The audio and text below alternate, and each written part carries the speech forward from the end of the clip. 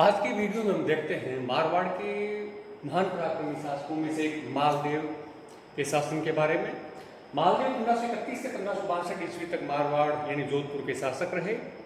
इनके पिता की मृत्यु या हत्या यानी राव गंगा की मृत्यु हुई थी या हत्या की गई थी, इसके बारे में वहाँ के जो दरबारी इतिहासकार थे पंडित विश्वेश्वर नाथ रेहू और रामगढ़ आसोपा, उन्होंने कहा है कि गंगा अफीम पीकर के महल की खिड़की से शीतल हवा का आनंद ले रहे थे, तभी वहां से गिर करके बेहोशी की हालत में गिर गए और उनसे उनकी मृत्यु हो गई। तो इस प्रकार से इसमें मालदेव का कोई हाथ नहीं बताया गया पंडित विश्वेश्वर नाथ रेहू और रामगढ़ आसोपा के अनुसार। परंतु जो दयालदास की ख्यात है जोधपुर राज्य के बारे में, उसमें उन्होंने कहा है कि मालदेव ने ही उनको धक्का दिया था और वो खिड़की से गिर गए थे और इस वजह से उनकी मृत्यु हो गई थी। तो जो भी हो, इसमें संदेह जरूर मालदेव के ऊपर जाता है, क्योंकि मालदेव ने अपना सिंहासनारोहण राज्यारोहण जोधपुर में न करवा करके सोजत में करवाया था। कहाँ करवाया था? सोजत में करवाया था, क्योंकि जोधपुर में उसके विरुद्ध वातावरण बना हुआ था। और जब धीरे धीरे वातावरण अच्छा बन गया जोधपुर में, तभी उन्होंने जोधपुर में आना जाना आरंभ किया था। तो इस प्रकार से 1531 में शासक बनते हैं मालदेव और 1562 ईस्वी तक शासन किया। उस समय की राजस्थान की और दूसरे पड़ोसी राज्यों की स्थितियों के बारे में थोड़ी चर्चा करें तो जैसा कि आपको विदित है कि 1530 ईस्वी में दिल्ली में मुगल शासक बाबर की मृत्यु के बाद में शासक बन गए थे हुमायूं ज़्यादा पराक्रमी और योग्य शासकों में से नहीं थे। इस वजह से दिल्ली की तरफ से हुमायूं के समय में खास करके इनको कोई परेशानी नहीं हुई, लेकिन बाद में जब अफगान शासक शेरशाह के हाथ में दिल्ली की सत्ता आई, तब जो उनके आक्रमण का सामना करना पड़ा किनको? मालदेव को।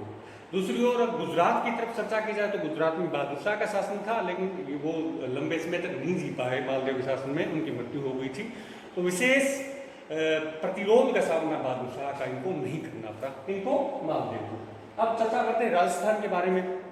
तो जब ये शासक ने जब राजस्थान में मेवाड़ घराने में गृह कलह चल रहा था, क्योंकि सांगा की मृत्यु के बाद में वहाँ पर रतन सिंह जो उत्तराधिकारी बना वो गृह कलह का शिकार हुआ। उसके बाद में शासक बना विक्रमादित्य, वो कोई योग्य था ही नहीं।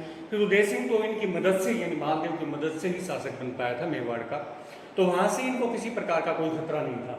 उसके बाद में चर्चा की जाए बीकानेर राज्य के बारे में, तो बीकानेर का राज्य राठौड़ों का ही राज्य था और वहाँ पर जो शासक थे जेतसी, वो उनके यानी मित्रवत ही संबंध थे, क्योंकि वहाँ के शासक जेतसी ने तो इनके पिताजी ने मालदेव के जो पिताजी थे राव गंगा, उनकी गंगाणी की जो मदद की थी।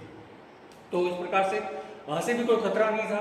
दूसरे जैसलमेर और दूसरे जो राज्य थे वहाँ से भी, और उसके साथ साथ जोधपुर के आसपास छोटे छोटे सामंती राज्य थे, उनके साथ इनके मित्रतापूर्ण संबंध थे, लेकिन वो अपने आप में एक स्वतंत्र शासक बने हुए थे और उनका यही दायित्व था कि वो युद्ध के अवसर पर मदद दे दिया करते थे जोधपुर के शासक को, और किसी प्रकार के वो कर्तव्य से नहीं बंधे हुए थे।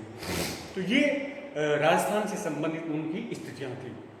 तो शासक बनने के बाद में चूंकि वो बड़े वीर पराक्रमी थे, उन्होंने राव गंगा के समय में ही अपनी वीरता का प्रदर्शन के युद्धों में किया था। उन्होंने खानवा के युद्धों में भी भाग लिया था। अब देखते हैं शासक बनने के बाद में उसने किस प्रकार से अपने साम्राज्य विस्तार के लिए कार्य किया। साम्राज्य विस्तार के लिए उन्होंने प्रथम अभियान किया भादरा जोन पर। प्रथम जो अभियान किया उनका वो था भादरा जोन। भादरा जोन का जो इलाका है वो जोधपुर के दक्षिण में, ठीक दक्षिण में 50 मील के आसपास की दूरी पर स्थित है ये भादरा जोन। और उस समय यहाँ पर जो सिंधल शासक थे, सिंधल यानी सिंधलों का शासन था, और यहाँ का शासक था वीरा। कौन था? वीरा। इनमें पहले से ही संघर्ष चला आ रहा था, किनमें? राठौड़ों में और सिंधलों में। और मालदेव ने शासक बनने के बाद में भाद्राजों को अधीनस्थ करने के लिए सेना भेजी और उस सेना द्वारा सिंधल राष्ट्र में वीरा युद्ध करते हुए मारा गया। उस प्रकार से भाद्राजों का इलाका है वो मालदेव के आधिपत्य में आ गया। भाद्राजों के बाद में उसने आगे बढ़ के सिंधलों का दूसरा प्रदेश था एक और, जिसका नाम था रायपुर, इसके ऊपर भी विजय प्राप्त कर ली। इस प्रकार से एक अभियान में ही सिंधलों की जो शत्रुता थी वो खत्म हो गई और भाद्राजों रायपुर पर अधिकार हो गया। इसका नाम। अब आगे हम बढ़ते हैं अगले सैनिक अभियान के बारे में, तो वो था नागौर। नागौर में उसमें मुस्लिम राज्य था, दौलत खां वहां का शासक था। कौन था? दौलत खां।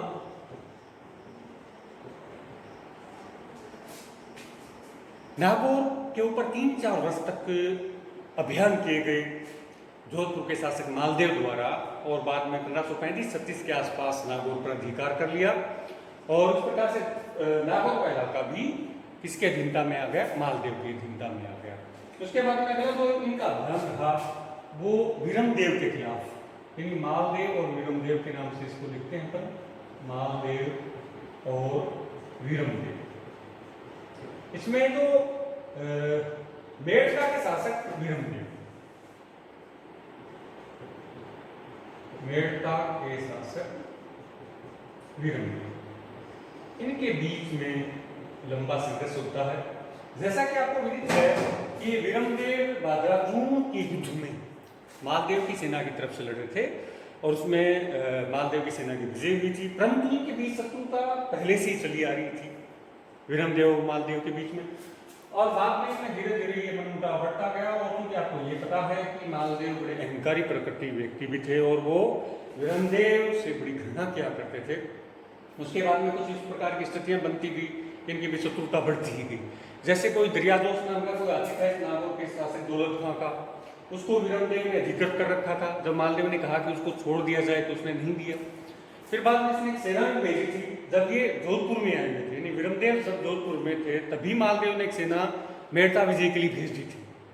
यद्यपि उस समय उनके जो सेनानायक थे जेता और कुंपा, उन्होंने कहा था कि सहधर्मी व्यक्ति को, सहजातीय व्यक्ति के विरुद्ध इस प्रकार से आक्रमणात्मक नीति का अवलंबन किया जाना ठीक नहीं है, परंतु मालदेव इससे संतुष्ट नहीं था वीरमदेव से। उसी दौरान क्या हुआ कि गुजरात के शासक ने क्या था, अजमेर पर अधिकार कर लिया था, और गुजरात के शासक थे बहादुर शाह। जब बहादुर शाह की मृत्यु हो गई तब अजमेर में जो भी गुजराती पदाधिकारी थे वो वापस जाना शुरू हो गए थे, और उस अवसर का फायदा उठा करके मेड़ता के शासक वीरमदेव ने क्या कर लिया, अजमेर पर अधिकार कर लिया। और अजमेर पर अधिकार कौन करना चाहता था? मालदेव भी करना चाहता था। तो इस प्रकार से अजमेर को लेकर भी इनमें काफी रस्साकसी थी, काफी तनाव था। उसी दौरान मालदेव ने क्या किया, मेड़ता शासक वीरमदेव पर आक्रमण कर दिया। तब वीरमदेव के जो सरदार थे उन्होंने कहा कि नागौर का इलाका मैदानी है और यहाँ पर आप मालदेव की सेना का मुकाबला नहीं कर पाएंगे, और उनके परामर्श से वीरमदेव कहाँ चले गए, अजमेर चले गए, और आसानी से मेड़ता के ऊपर अधिकार हो गया। किनका? मालदेव की सेना का। उसके बाद में अजमेर पर भी आक्रमण कर दिया मालदेव की सेना ने, और मजबूर होकर के वीरमदेव को अजमेर से भी जाना पड़ा। तो इस प्रकार से मेड़ता और अजमेर का इलाका किसके आधिपत्य में आ गया? मालदेव के आधिपत्य में आ गया। उसके बाद में वीरमदेव रणथंभौर के हकीम की मदद से शेरशाह की शरण में चला गया, और इस प्रकार से मालदेव के विरुद्ध वहां से मदद लेने का प्रयास किया। किसने? वीरमदेव ने।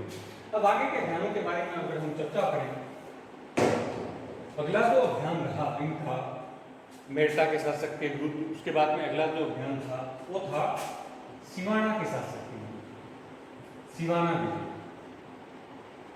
सिवाना में इसमें जो शासक था वो थे डूंगर सिंह। डूंगर सिंह ने क्या किया था कि एक तो नागौर अभियान में मालदेव की कोई मदद नहीं की थी, इस वजह से मालदेव बड़े क्रुद्ध थे। किससे? सिवाना के शासक डूंगर सिंह के विरुद्ध। इसलिए मालदेव ने सेना भेजी इनके विरुद्ध, परंतु एक बार डूंगर सिंह परास्त नहीं हो पाया। तो मालदेव स्वयं गए सिवाना की तरफ, और इस युद्ध में सिवाना पर आसानी से मालदेव का अधिकार हो गया। इस प्रकार सिवाना का जो काफी सामरिक महत्व का स्थल था वो मालदेव के आधिपत्य में आ गया। उसके बाद में जो अगला अभियान था सिवाड़े के बाद में वो था जालोर। जालोर का जो इलाका था वो सिकंदर खां के नियंत्रण में था। सिकंदर खां, मालदेव की सेना की कार्रवाई में सिकंदर खां को कैद कर लिया गया, और सिकंदर खां कैद खाने में ही मृत्यु को प्राप्त हुआ, और आसानी से जालोर पर भी मालदेव की सेना का अधिकार हो गया, जोधपुर राज्य का अधिकार हो गया। तो इस प्रकार से पड़ोसी राज्यों को एक एक करके मालदेव अधिकृत करता जा रहा है। उसके बाद में अगले अभियान के बारे में चर्चा करते हैं। जालोर के बाद में अगला हुआ सांचौर अभियान।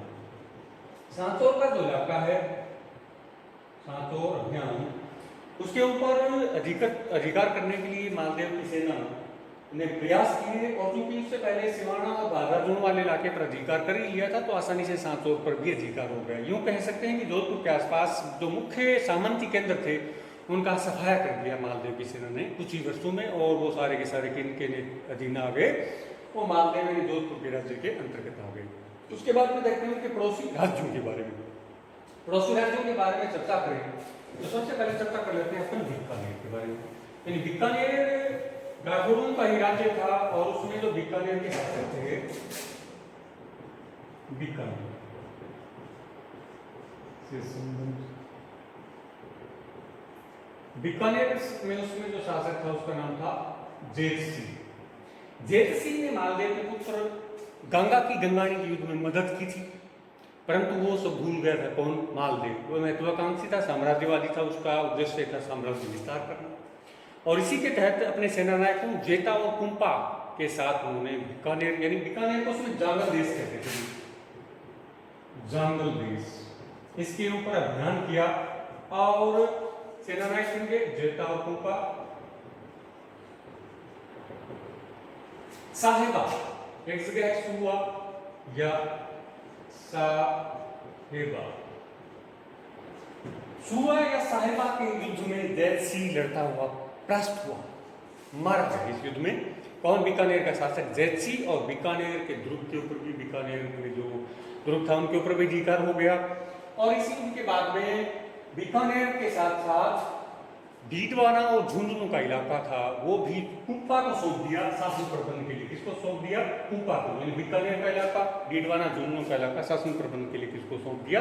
कुंपा का। ये बड़े योग्य विश्वस्त सरदार थे किसके? मालदेव के। इस प्रकार से जैतसी इस युद्ध में मारे गए, लेकिन जैतसी का जो लड़का था कल्याणमल, वह भाग करके चला गया था शेरशाह के पास मदद के लिए कि उन्हें उनका राज्य वापस दिलवाया जाए। तो इस प्रकार से ये भी मालदेव के लिए बाद में बड़ी मुश्किलें पैदा करेंगे ये चीजें। उसके बाद में अगला जो उनके पड़ोसी राज्यों के साथ संबंधों की बात की जाए तो जैसलमेर के शासक के साथ बात करते हैं अपन। जैसलमेर से संबंध, जैसलमेर से संबंध, जैसलमेर का पूरा रेगिस्तानी इलाका है, और इसमें यहाँ के जो शासक थे उनका नाम था लूणकर्ण।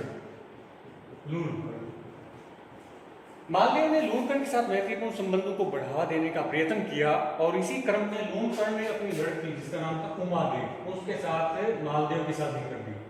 यानी उमादेव के साथ मालदेव की शादी की, परंतु विवाह के तुरंत बाद इनके संबंध खराब हो गए थे, और इससे परेशान होकर के, रूठ करके उमादेव चली थी तारागढ़, जो अजमेर में तारागढ़ है ना, अजमेर, यहाँ पर चली थी, और यहीं पे रहते हुए उन्होंने अपना जीवन यापन किया।